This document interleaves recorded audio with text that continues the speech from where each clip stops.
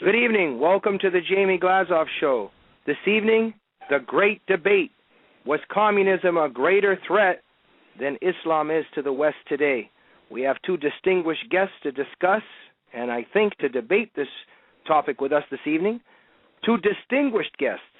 David Goldman, the author of the new book, How Civilizations Die and Why Islam is Dying Too.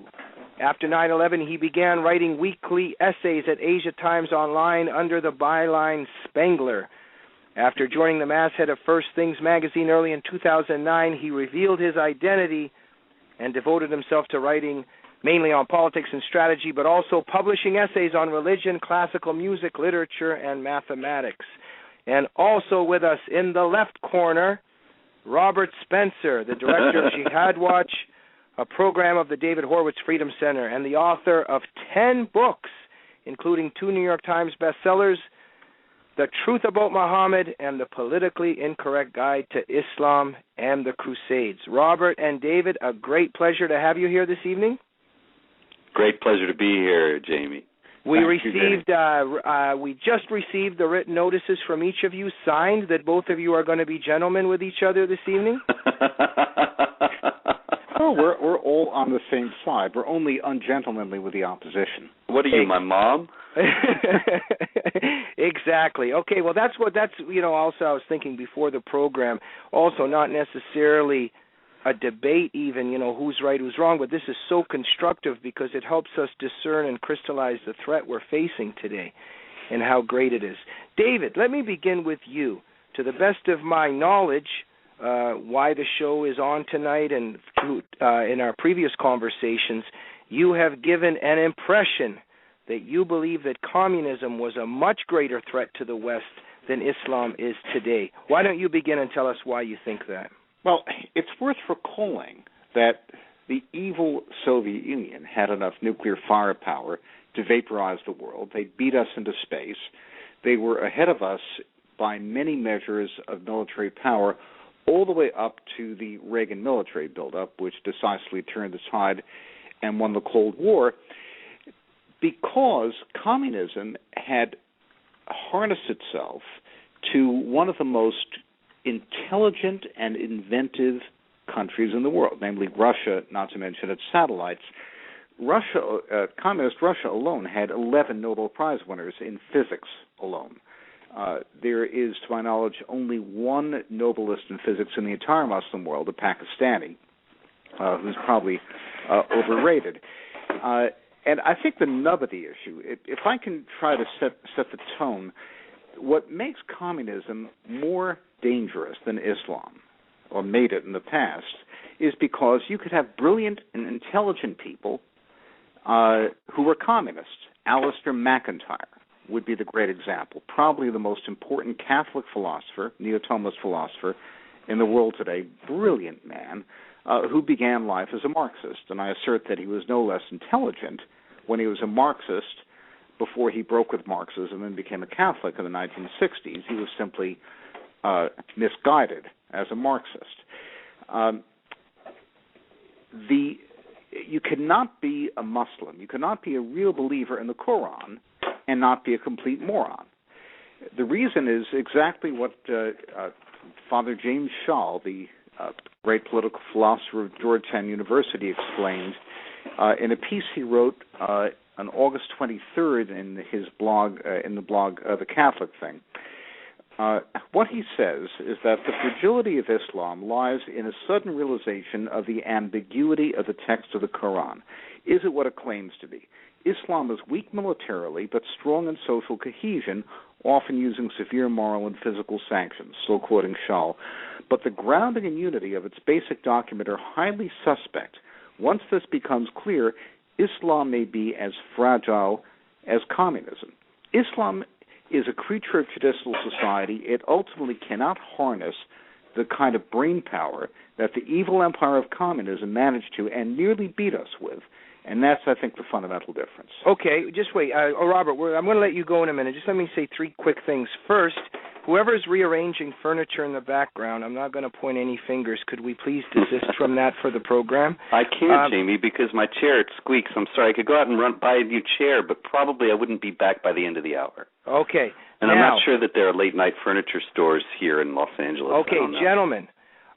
Also, I didn't make rules. I'm not much of a rule maker, so I'm just going to rely on some honor and integrity here. We're just going to each speak 3-4 minutes each, and then give the other person a turn, hopefully. But let me interrupt for a minute, Robert. I apologize, and we're going to let you go for a minute. David, isn't this the problem? If Islam is followed by morons and didn't have, let's say, quote unquote, bright people or civilized people or people that won Nobel Prizes, etc. Isn't this the danger that the followers of this ideology are willing to blow themselves up and us along with them? Oh, absolutely. I'm not saying that Islam is not terribly dangerous. I'm saying that because they don't have the kind of massive military might, space capability, ICBMs, and so forth that the Russians did, right. We could swat them like flies the moment we want to. Of course, if we do nothing, they'll walk all over us. But one has to remember, if you do nothing, if you're completely passive, Goldilocks can kill you just as easily. Right. Three bears. It doesn't mean that Goldilocks is inherently more dangerous than the three bears. Absolutely. But my point is that the communists somewhere, they wanted maybe to conquer the United States, but there wanted to be a United States that they could conquer. If some of these jihadis get their hands on a nuclear bomb, they will take the United States out along with themselves. Do you see that point at least? It's a terribly dangerous situation, and as you know, I've been going uphill and down. I'm sure Bob Spencer has been saying exactly the same thing, that if we don't stop the Iranians, for example, from acquiring nuclear weapons, some of them might go off in American cities, but we're talking about losing a few million lives, not 70% of the American population, which might have been the result in a full-scale nuclear exchange with the Russians. I see what you're saying. Okay. Robert, you have showed tremendous patience in being silent all this time. It's your turn, my friend. Jamie, the points about Nobel Prize winners in physics and the fact that you would have to be a complete moron or else live in a closed society altogether to believe in the truth of the Quran. These things are all obviously so, but nonetheless, you don't need smart people to conquer.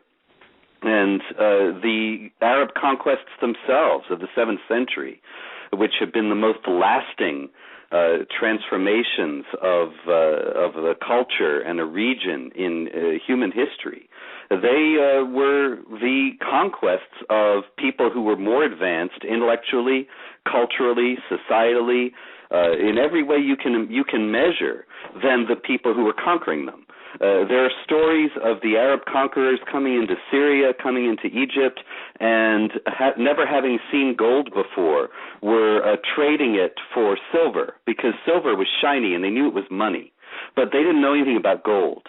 And yet they weren't such dopes that they weren't able to overcome the native resistance and to hold the population and ultimately to completely transform the society and Islamize it such that the transformation has never receded. Unlike, for example, by contrast, the Greek culture that was remarkably influential and resilient over very many centuries after Alexander the Great carried out his conquests. Nonetheless, its effects, particularly in Central Asia and places like that, are pretty much non-existent, pretty much gone, effaced utterly at this point. Whereas there are only two notable places where Islam has ever receded from where it has advanced, and those are Spain and Israel. Both anomalies for a variety of reasons. In other words, yes, you're dealing with people who are immersed in and marinated in an intellectual and cultural environment that does not reward independent thought, does not reward intellectual attainment, does not reward anything but lemming-like conformity. And yet, when you have lemming-like conformity dedicated to the destruction of the enemy, and we're the enemy, then we're in big trouble. and that's the biggest contrast with communism. Yes, communism had the Soviet Union had more nuclear bombs than the Islamic world has today. At the same time, mutually assured destruction as a concept was a deterrent, a real deterrent for the Soviets, because they were materialists and they only had this life to look forward to. They never thought about the value of killing themselves in order to take out a few of the enemy. Whereas in the Islamic milieu, particularly when it comes to the Shiites in Iran, the idea of mutually assured destruction has no force whatsoever, because dying is actually something that is rewarded. In the Quran, it is guaranteed. It's the only guarantee of paradise in the Quran. It's chapter 9, verse 111, which says that paradise is guaranteed to those who kill and are killed for Allah. So it's really the most remarkable fighting force that's ever been fashioned in the history of the world is the Islamic fighting force. I'm not talking about any particular army of any particular sultanate or something of that kind. What I mean is just the whole concept of Islamic warfare in general, because it's a win-win situation. If you win on earth, then you get the booty, the earthly goods of the people you conquer, including the women and so on. Right, and Robert, that is let me all interrupt for specified 1 in second. Quran. I'm almost done, Jamie, just a minute. Okay. And then, if you lose and you die, you get the virgins in paradise. And so either way you win. And there has never been a concept of warfare devised by any other society that has been able to offer that kind of enticement. Thank you, Robert. Now, before we give the mic back to David, here's the point, Robert, that I don't want to put words in David's mouth, but the implication of the argument that he's making is there's a timeline here in terms of who's got the weapons. At this moment, Robert, the Islamic world does not have the capability that the Soviet Union had during the Cold War to destroy the West to such an extent. Well, what do you think of that argument? Yeah, I think that's absolutely true, except this is not the kind of war we're fighting. In the first place, David already noted, and he quite rightly, of course, that weapons are useless if you don't have the will to use them, and we don't at this point. But also, the really devastating way in which the war between the West and the Islamic world is being carried on today is by what I called the stealth jihad in my 2008 book. That the stealth jihad, the idea of asserting the primacy of Islamic law over American law, of demanding accommodation, of asserting a place for Sharia, of acting as if resistance to Sharia is bigotry and hatred, these things are manifestations of a propaganda campaign and a campaign of subversion that is far more sophisticated and far more successful than anything the Soviets ever envisioned. You know, I remember I read Witness, and I loved Whittaker Chambers and the whole story, but he was, skulking around on the edges of town, and he was able to turn a few people in the State Department. That's child's play compared to the infiltration of the Muslim Brotherhood in the government today and in the society and the popular culture. Thank you, Robert. David, what do you say? Well, let me start by putting some material onto Robert's side of the spectrum. There is one advantage that radical Islam has, which the Russians never had, because to the extent that communism had to represent itself as a progressive and humanitarian force as part of its ideology, however false and mendacious that was, there were limits to the acts of explicit horror that the Russians could commit in the eyes of the world. Of course, within Russia, the communist regime was probably the most horrific government that ever existed, with random terror on a scale that dwarfed, for example, the perils of daily life in Nazi Germany at the height of Hitler's power. But there is something which the Muslims can do, which has always worried me, and I've written a good deal about this over the years, and that's the instrument of horror itself.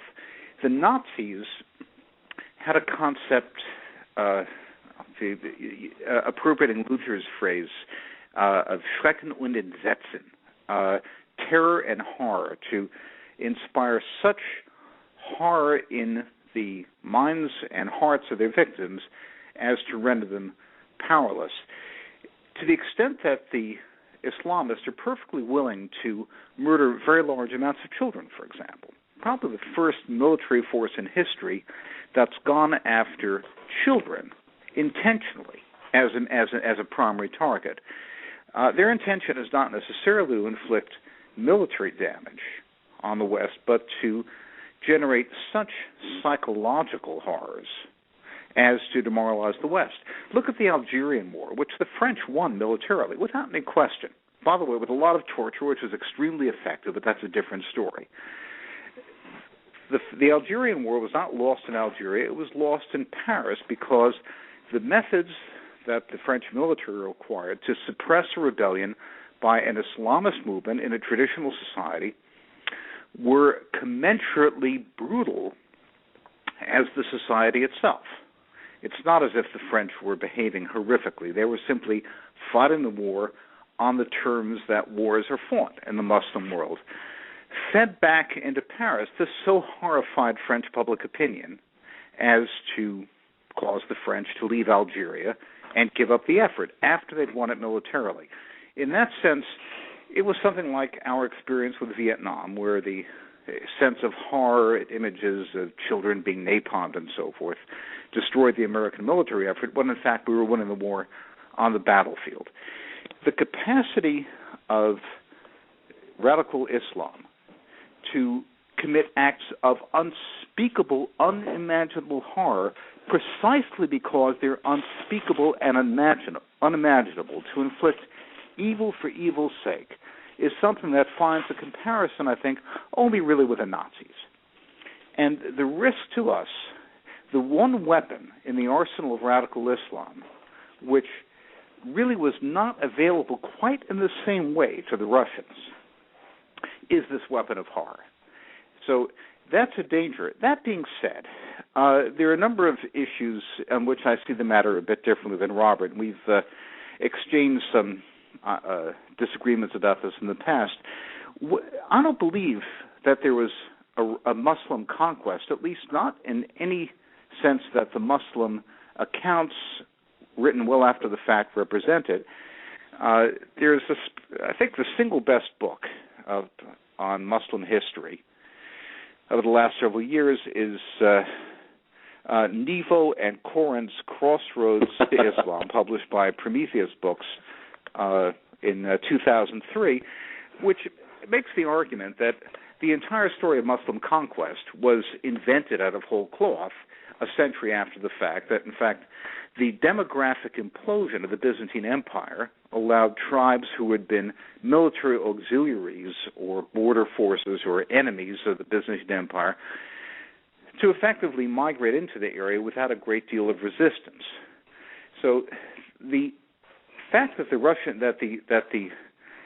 the Roman Empire, its Greek branch, through a combination of plague and other problems, had imploded in the 7th century, made it very easy for thinly populated and very primitive warriors to walk in and destroy what was then one of the most powerful David, please sum up empires this round. in the world. Yeah. Jamie, Yeah. I need to address this. If you may I? Yeah, Robert, go. Okay, Robert, go ahead. Because this is something that we actually had a disagreement about several years ago, and I think that for some reason Mr. Goldman has the idea that I think all this actually happened.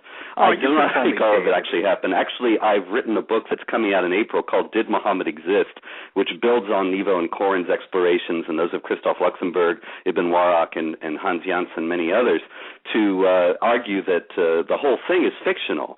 But that's actually irrelevant for the point here, because they don't believe it's fictional, and they think that all this really happened. The question is not how is it that the Muslims or the Arabs were able to conquer those areas, but how they were able to hold them. And I don't think that anybody can deny that they were able to hold them by this Islamic ideology, whether it was developed in the 7th century by Muhammad, which I don't believe any more than David does, or whether it was developed in the 9th century or 8th century by Abdul Malik and by some others after him. these things are very intriguing questions that I think are very important to investigate. But when we're talking about whether or not Islam is a threat, the fact that Muhammad was essentially a fictional character, or if he was historical at all, was historical on the level of Robin Hood, such that everything we know about him is essentially legendary, these things are very interesting to investigate. But when it comes to asking what the nature of the threat that Islam poses, they really have no bearing on it, because the Muslims who are blowing themselves up and killing children and so on, they believe that Allah has promised these things, and that's what we need to be aware of. Robert, all due respect, I think they do have a bearing in the sense that if the West wished to, and to some extent we do wish to, our ability to make chop meat of the Muslim world in the form of heresies, rebellions, dissension, sedition, and so forth is virtually limitless. I promise you, give me a theology faculty and a dozen graduate students, I'll have 10 Muslim heresies running within 6 months. Oh, well, on that I agree with you 100%. If we could get our State Department to fight smart. Robert, if I can continue for a second, the great proof of this, and kind of my favorite character in the whole cast of characters, is a German named Sven Kalisch, who for a while was called Sven Muhammad Kalisch. He was, in fact, the professor of Islamic studies. He was a German Lutheran convert to Islam for a while. He's since apostatized from Islam.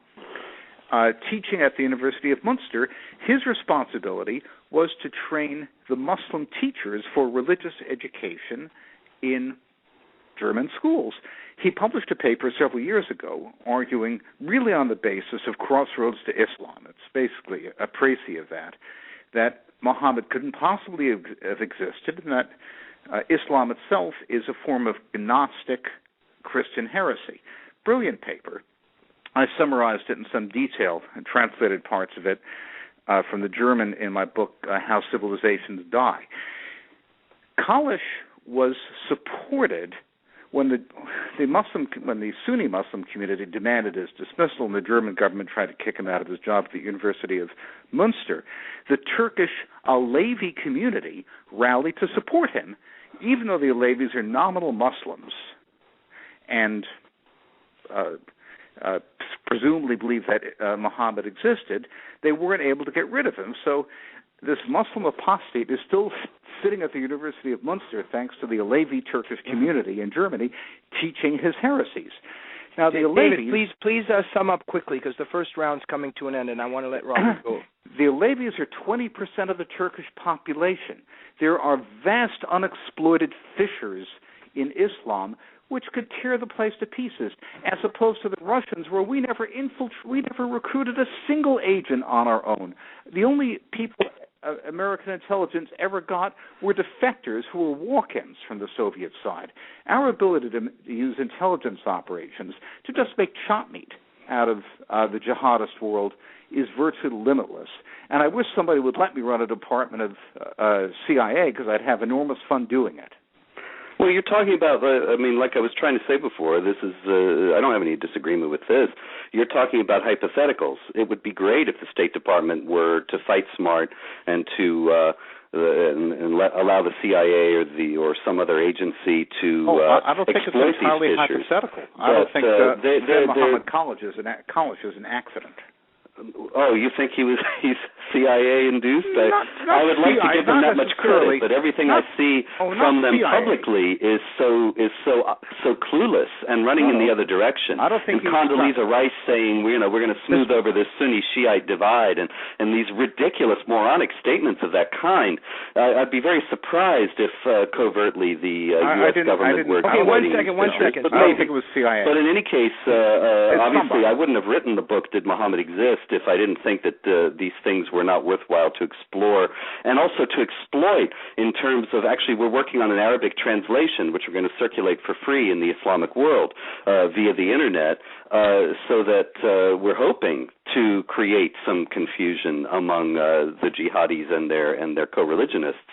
But these things being done by an individual or small group, it's very different from being done by a government. And I don't know, maybe you know something I don't know, but I don't think gentlemen, 1 second, because I want to go. We need to go to the phone lines because there's so many people following this. But this is very important point that you guys have brushed up against.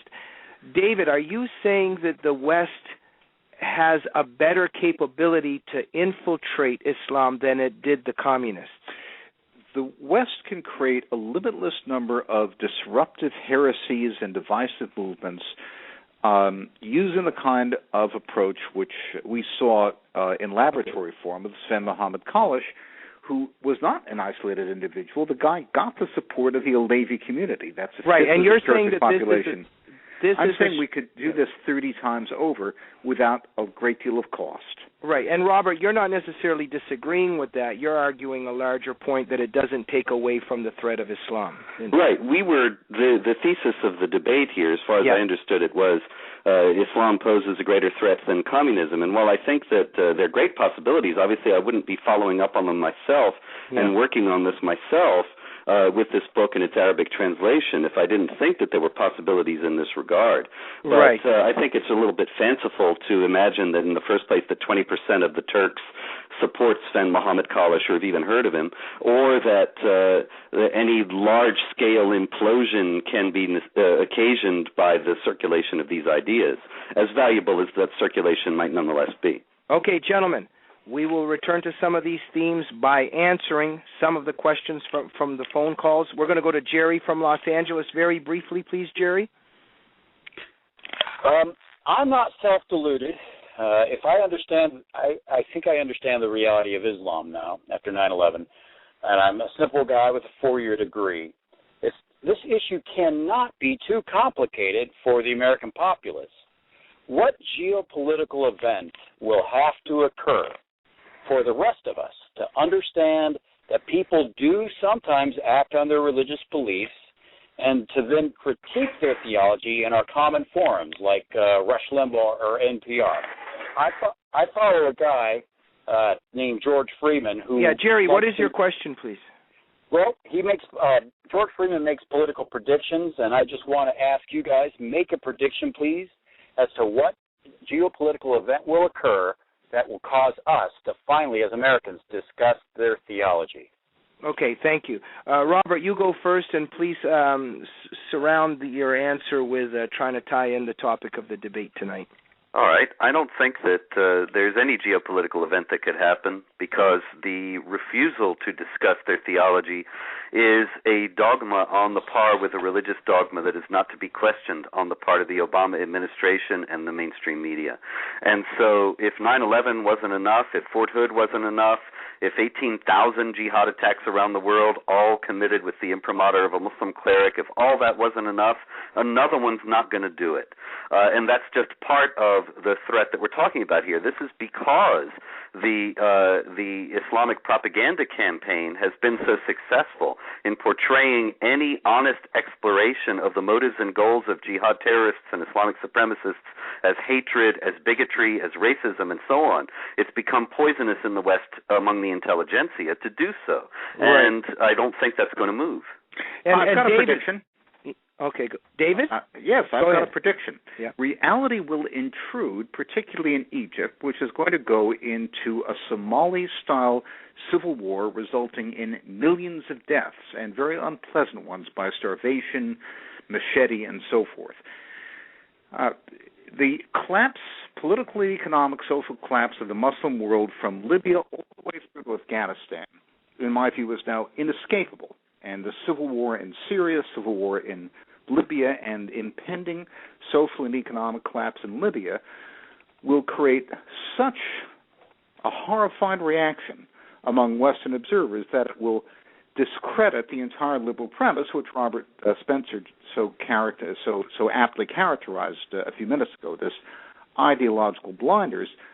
Reality will intrude, and people will understand that Islam is a dying civilization and a deadly ideology which has to be treated like the plague by the West. David, do you admit and concede that at this moment we are nowhere even close to that? Well, of course, with the Obama administration, we've got someone who's the biggest Islamophile in the world. It's a catastrophe. However, Egypt is progressing so rapidly towards social breakdown, largest Arab country in the world, that the impact of this, the Arab Spring turning into this Somali kind of horror, is not very far away, and I think it's going to have a huge transformative effect on Western opinion. And to quote my favorite American mystery writer, I haven't had so much fun since the hogs ate my kid brother. Goodness gracious. Robert? Well, I'm thinking about the hogs eating his kid brother, but let me try to get back on track here. The specter of Egypt falling into utter chaos and warring Sharia factions and so on, I think that's very likely. And that's why we're also kind of in a race, because in a certain sense, what David says has a kernel of truth in it, that people will wake up. But I think the American people have already woken up. People know, the average person on the street knows that Islam is not like Methodism or baptism or any other religion that's been on the American scene all this time, that there's something about Islam that does give rise to violence. The average American knows that, but knows that it's not allowed to say, that he's not allowed to say so. And so we're in a race now between the unfolding events in Egypt and elsewhere, and whether they will be the transformative geopolitical event that we've been discussing, or whether the Obama administration and the Organization of Islamic Cooperation will succeed before that happens in shutting down the debate entirely and criminalizing criticism of Islam, which may sound fanciful to people who say, oh no, that can't happen here, we have the First Amendment. But now we have the specter of an American administration on record at the United Nations opposing an element of the U.S. Constitution and co-sponsoring a resolution to call upon member states to criminalize what they call defamation of religions, which by which they mean the truth about Islam. Yeah, what we're doing now, in other words. Yeah, and so if they succeed in doing that, and people like me go to jail, then it doesn't matter how many more jihad attacks there are, because nobody will be around, nobody will be allowed to speak about them without fear of prosecution. Right, so therefore, let me follow up on this for a minute. So one of David's strong points a little earlier is that we have a greater capacity to cause trouble in the Islamic world than we did in the communist world. Now, having said that, what Robert is saying, David, do we agree that during the Cold War it was more permissible in America and in the West to speak, negatively of communists and of Russians, et cetera, but today it's almost horrifying to even bring up a criticism of let's say Islam. I mean, there's a charge of Islamophobia that has simply silenced us in a way that didn't occur during the Cold War. Well, this is certainly true. Americans hated communism and were encouraged by their government to hate communism, and they're being severely discouraged from criticizing Islam. That's certainly a weakness. But there's another geopolitical event that will occur, even if this doesn't, further down the line, and this is forecast by Tayyip Erdogan, the Islamist dictator of Turkey, as much as Mahmoud Ahmadinejad, the nutball president of Iran, which is that the most educated Muslim countries are going to experience a demographic winter at an even faster pace than Europe. According to Erdogan, Turkey will cease to exist as a country in 2038, and Ahmadinejad has made very similar pronouncements. Communism was, above all, a movement of educated people. The moment you let Muslim girls go to high school, they stop having children. Islam is so fragile, it's so dependent on the full court embrace of traditional society, that the moment you let people go to high school, particularly girls, it simply disappears. The moment a Muslim girl learns to read, the entire fabric disappears, which is why Iran, probably certainly the most educated, most literate Muslim country, is one of the least religious countries in the world right now. Mosque attendance rate of about 2%. Just as in Russia in the 1980s, where there were no communists outside the Politburo Central Committee, Iran has very few Muslims outside this Revolutionary Guard minority, probably 20% of the Iranians are Muslims at this point. That's going to break down. That will crash and burn. The only question is how many American lives will be lost in the process of it crashing and burning. That's why right. I think our debate is also the timeline when something might happen, right? Well, that's exactly right. Eventually, Islam is doomed. It will consume itself like a cancer. It will die. But by of its that own time, weight. David, a Muslim fanatic or Muslim fanatics could get their hands on chemical and biological warfare and set them off in a New York subway, etc. Oh, absolutely. And if Iran gets nuclear weapons, suppose it takes over the oil fields of Saudi Arabia. That gives it a whole lot more maneuvering room and longevity. But the point is that the communists might not have been willing to launch such monstrous attacks. The communists were perfectly willing to wipe out the whole population of Western Europe in an attack that would have begun with nuclear weapons, which we know from the battle plans which we seized after East Germany fell. They were perfectly willing to do things which the Muslims are fortunately incapable of doing. We were dealing with very nasty people with nuclear weapons. Robert, go ahead. Willing to use them. Yeah, I would respectfully disagree with this idea that this whole thing is about to implode. Islam is 1,400 years old. The Soviet Union collapsed after 70 years.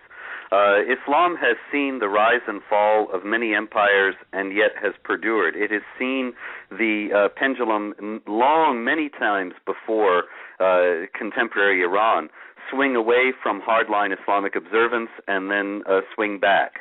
And it's shown a resilience that the Soviet communists certainly manifestly did not show, or they would still be with us. But above all, I wanted to address the idea that it's like a cancer. I would say that Islamic culture is more like a shark, and that's why it's even more dangerous for us than communism ever was. The idea of a cancer is, once it kills the host, then it dies itself because it's got nothing to live on. In contrast, you have in Islamic culture no work ethic. You have no native work ethic, no work ethic that's inculcated within the Islamic scheme of thought. There's no value put on work. The Hadith have traditions of Muhammad saying, be sure to collect the jizya, the tax on the non-Muslims, because it will be the source of the livelihood of you and your descendants. And the great Islamic empires were at their apogee when they were controlling large populations of dhimmis who were paying jizya into the state treasury and sustaining that state treasury by those payments. When those communities were bled dry, those empires started to go into decline, and that's when you need to wage new jihad to conquer new infidel lands, to subjugate new populations of infidels who will then refresh your treasury. And that's what we're seeing today. Yes, of course the thing is rotted from within. Yes, of course people are fed up with it in Iran. But that makes them all the more dangerous. They need to conquer the West. They need to conquer Europe and the United States. And then they will be able to refresh the not only their financial resources, but also their cultural resources by means of lots of these energized new converts, such as we see turning to jihad in such numbers in the West already, and not least by the cultural transformation of far superior societies. And so the jihad imperative of making sure that the dying thing does not die by conquering something else and using its resources, that's what we're facing today. Well, I certainly agree on that basic statement, and my argument has been that the demographic winter developing in Iran and Turkey and other Muslim countries makes them far more dangerous in the short run, which is why I've advocated airstrikes against Iran's nuclear capacity yesterday. I don't want to take chances. You can't negotiate with them. They know they've got to break out or break down. So we agree on that. But there is something new under the sun. There are things happening in parts of the Muslim world which have never happened in the Muslim world, never happened in any part of the human race ever before, except in the strange case of, say, Neolithic tribes who walk out of the jungle in the Amazon, run into firewater, and all die of alcoholism and syphilis in a couple of years. The Iranian fertility rate has gone from 7 children per family a generation ago, when Khomeini was there, to 1.5 now, probably going to 1.3 from the data that I'm looking at. And that's never happened before in all of human history, that kind of train wreck where you go from the extremely high fertility levels associated with traditional society to Italian or German-style fertility levels. It means Iran is a dying country. Persian is going to be a dead language. After 3,000 years, Persia's culture is finished. From my standpoint, I dislike Rumi, I dislike Hafiz, I dislike Omar Khayyam. None of it's worth keeping, so good riddance to it. It can become a dead language. And David, what does any of that matter if the Iranians use a nuclear weapon within a couple of years? Unless they're able to take over Saudi Arabia, and we let them take over the whole Middle East and get all the oil resources, maybe Azerbaijan as well, they're going to be a dead duck. They will probably kill a lot of people in the process. Mm-hmm. But unless we lay down and die completely and let them walk over everyone around them, then they're going to be finished. And Robert Spencer is going to be unemployed in 15 years, the same way all the Sovietologists were unemployed after the fall of the Soviet Empire. Just a second, I'm getting a little bit nervous. I'll go back to music theater or something more amusing than this. I'm not going to be unemployed, am I?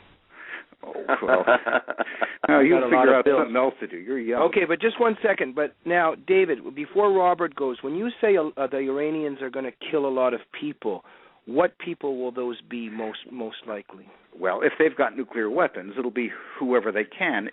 Israelis, Americans, Saudis, Azerbaijanis, maybe Pakistanis. The possibility of an Iranian-Pakistani war is an interesting one. I do everything possible to encourage it, but that's a different issue. We have to harden our hearts, as you say, in this terror war. Before we go to a phone call, Robert, you want to say something wise? I'd like to say something wise. Maybe one day I will. The specter of them imploding is attractive. It's appealing.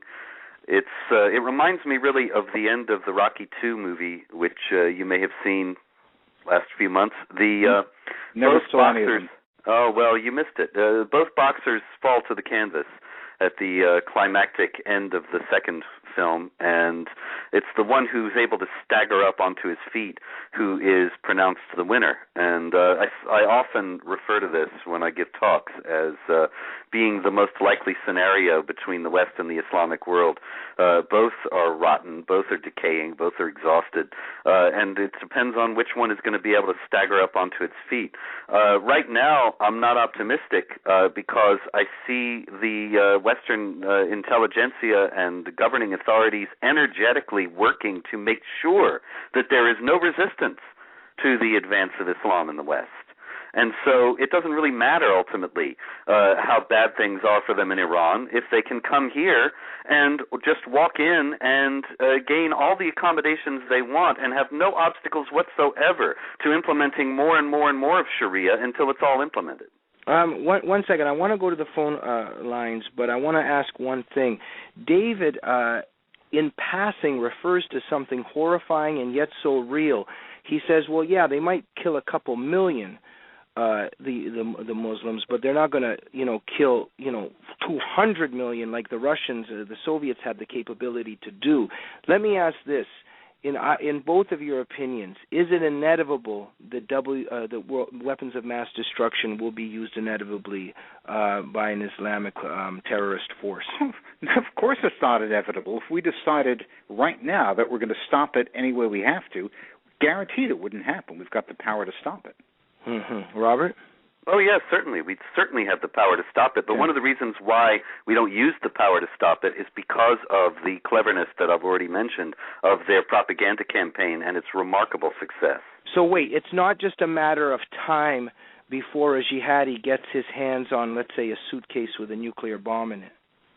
I don't think that's the least of my concerns. I'm much more concerned about the societal cultural inroads that they are advancing with every day in the West, every day in the United States. Thank you. Let me try to knock a couple phone calls out quickly. We're going to go to Stephen from Toronto, Canada. Stephen, are you there? Yes. Hello, Jamie. How are you this evening? Thank you, Stephen. Quick question for our debaters.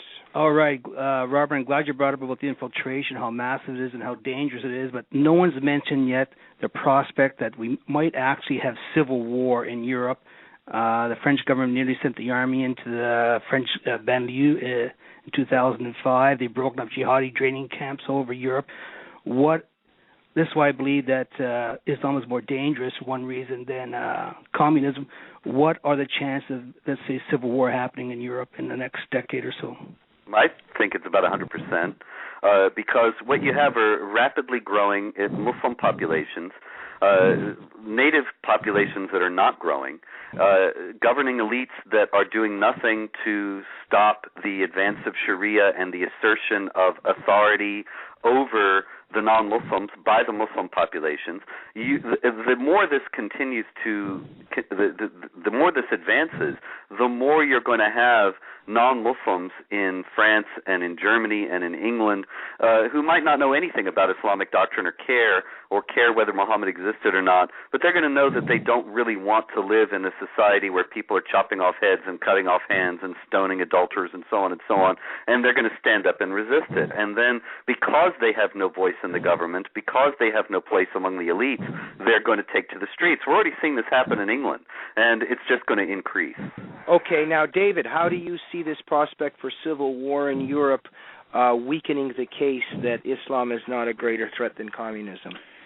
You know, I spent most of the early 1980s in Europe working for Norman Bailey, who was head of plans at National Security Council, and I would interview get drunk with a lot of German politicians and businessmen, and virtually all of them had decided the Russians had won the Cold War and had sold out.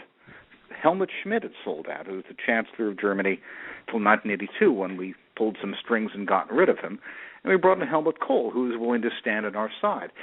The threat of nuclear war and terrorism and other actions on the part of the Russians had Europe in a completely defeated mood. We had them beaten. They had us beaten for a while. The Reagan military buildup turned that around and reversed the situation where the Russians were effectively in control. That was really scary, and we came very close to nuclear war, full-dress nuclear war, during Operation Able Archer in 1983. Google Operation Able Archer, read the CIA documents on it. The Russians, under Andropov, took very seriously the idea that they should launch a preemptive nuclear war against the West because it would be their last chance to fight. Those were terrifying days. Now, all the dangers that we're talking about are real, and I don't minimize them for a moment.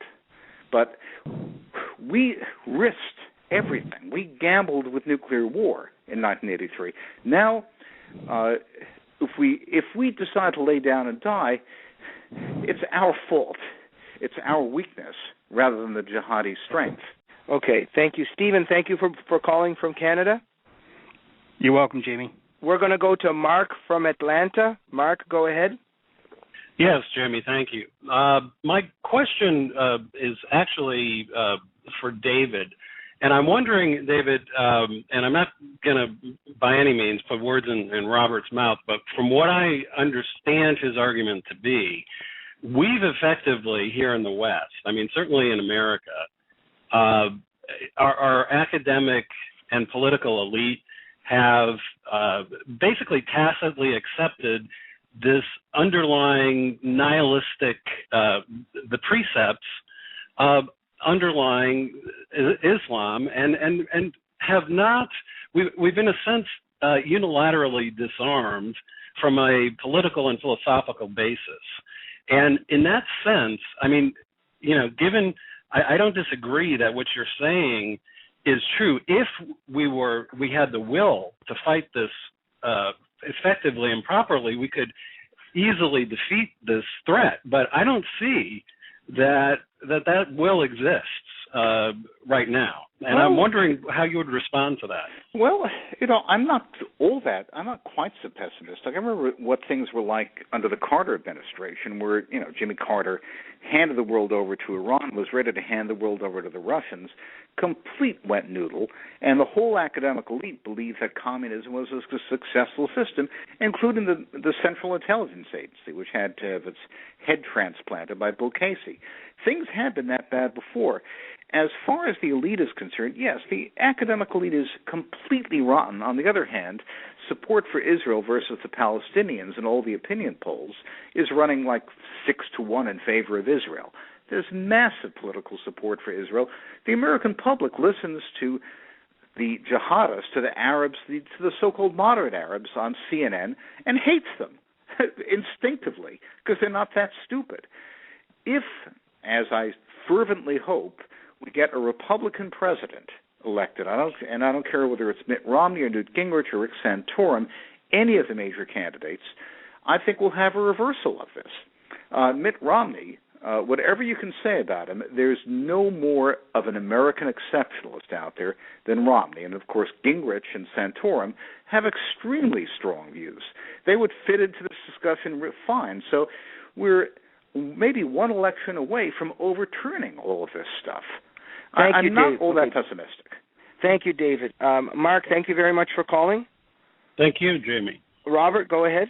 I wish we were one election away from overturning all this stuff, but Mitt Romney said jihadism is to be opposed, but it has nothing to do with Islam, which means he's just as clueless as George W. Bush, who went into the mosque right after 9/11 with the leaders of the Muslim Brotherhood in the United States and said Islam is a religion of peace, and then proceeded, while for years I remember doing shows and people saying, well, surely you don't think he means that. He must know better, but he's saying that for public consumption. And I would say, well, I suppose that's a possibility, but then I would see policy after policy after policy formulated on the basis of this assumption, this false assumption that Islam is a religion of peace and allowing the Brotherhood to advance and to infiltrate and so on.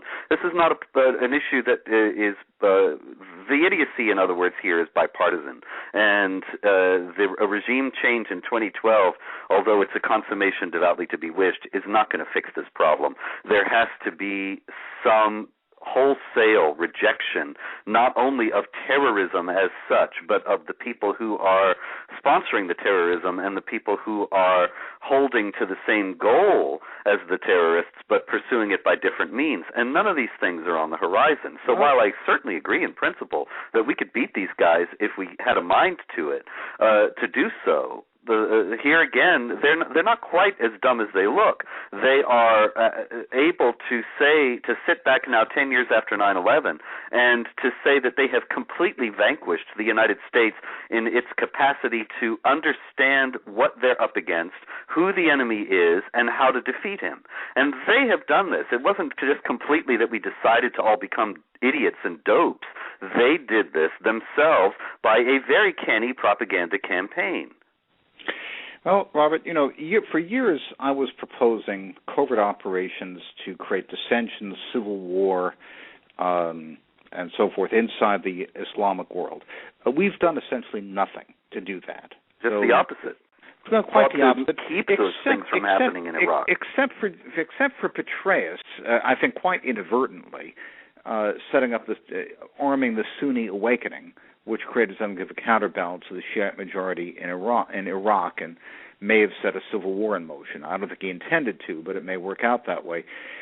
There appears to be absolutely nothing we could do to prevent them from murdering each other in gigantic numbers in Egypt, Libya, Syria, and various other places, quite to the consternation of the Western elites who've tried to stop it.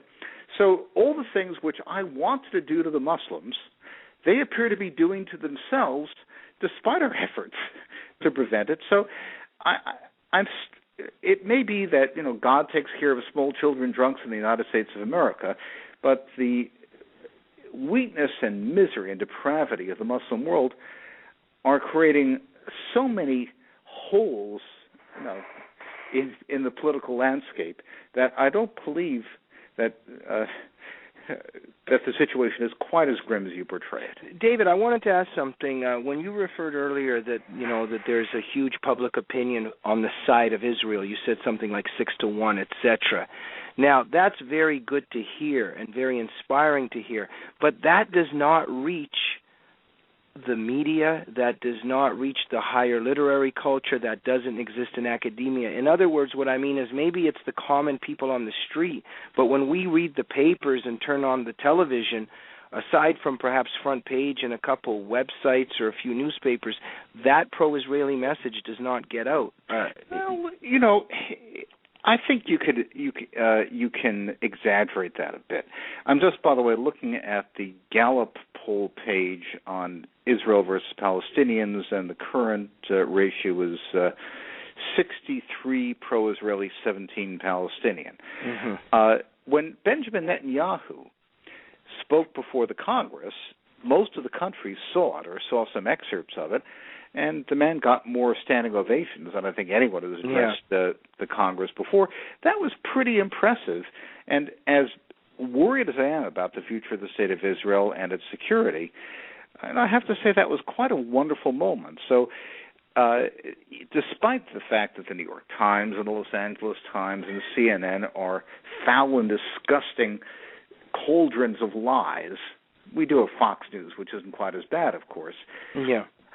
The American public knows what's up with this, which is one reason that one of the main objectives of jihad, which is to destroy the State of Israel, just hasn't gotten very far. Yeah.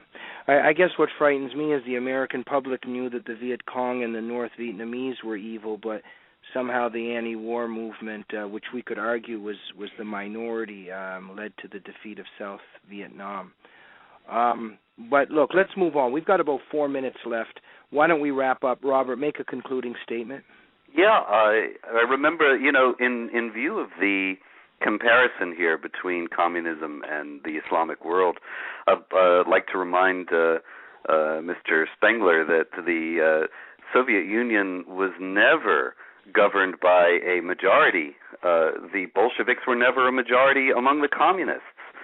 Despite their name, they were always just the most organized and energized vanguard, as they themselves described themselves, and they were able, by means of their superior ruthlessness, to carry the day over vastly superior and numerically more populous opponents.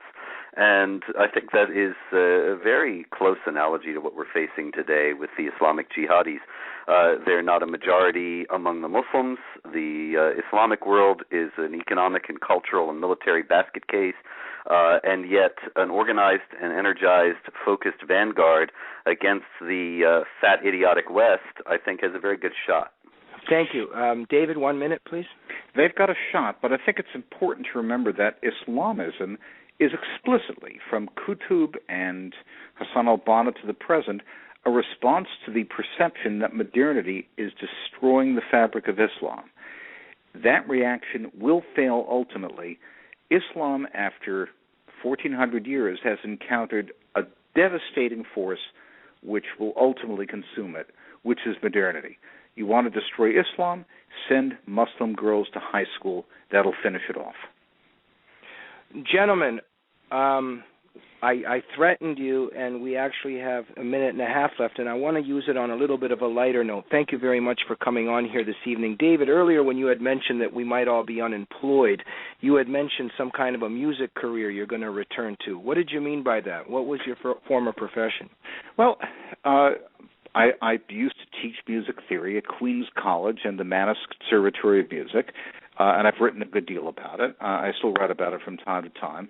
And if all these urgent problems of the world cease to trouble us, I'd go back to analyzing Schubert sonatas or something more interesting.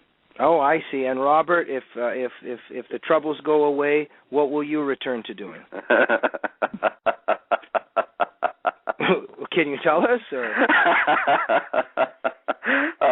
I just liked how you framed the question. I was actually involved in many things before getting into this, and one of them also was music to some degree, and I was a music reviewer for a couple of publications, and played an instrument locally, and I might go back to something. Well, you know like that, what? Maybe we'll have a David Goldman, Robert Spencer band, a music band you guys can start together, right? Yeah. After all, the Beatles were in a band together. Gentlemen, very quick prediction from you: who will be going up against Obama for president? Romney's been anointed. He's got the field now. Okay, David. I agree. And will Romney beat Obama? Romney's just McCain with better hair. He will not beat Obama. Romney will beat Obama because instead of the Republicans being stuck with an economic disaster, the Democrats are stuck with it this time. And as the Rasmussen poll made clear, there's a huge margin, something like a 12, 13-point margin of Americans who think Romney would do a better job of getting the economy restarted than Obama, and that's the issue they'll vote on. David Goldman, Robert Spencer, I wish you the best in your upcoming music careers. Thank you for joining the Jamie Glazov Show. Thank you, Robert. Thank you. Done.